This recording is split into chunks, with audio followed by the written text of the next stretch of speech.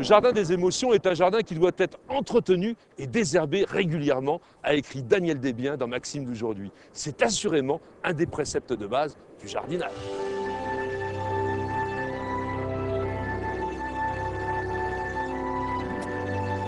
Parce qu'elles détournent à leur profit l'eau, les éléments nutritifs et la lumière nécessaires au bon développement de nos cultures, les plantes sauvages envahissantes sont appelées les mauvaises herbes.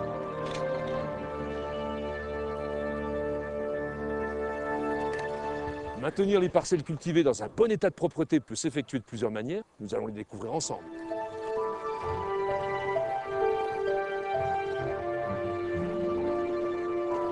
Comme mieux vaut prévenir que guérir, empêchons le développement des herbes indésirables. C'est entre autres le rôle du paillage à étendre sur un sol bien propre. Il permet aussi de réaliser d'importantes économies d'arrosage.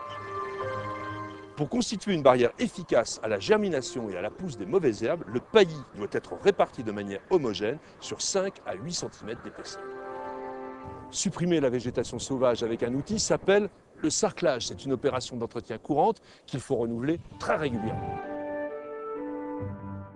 Malheureusement, le sarclage ne détruit pas les racines et les plantes repoussent en quelques jours.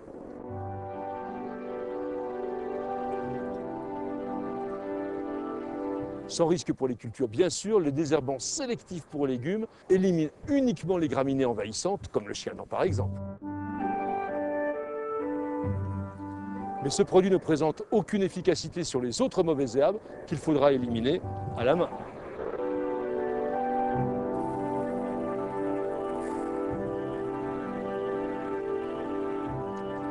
Il existe aussi des désherbants qui maintiennent le sol propre en bloquant la levée des mauvaises herbes ou leur germination.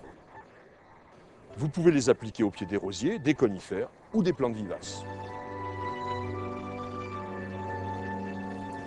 Mais ces herbicides dits de prélever ne détruisent pas la végétation déjà en place.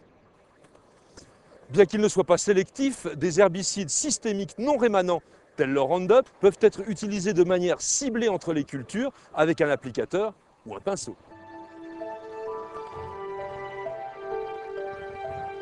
Ils détruisent toutes les mauvaises herbes jusqu'aux racines. Attention, ne touchez surtout pas avec le produit les cultures que vous désirez préserver.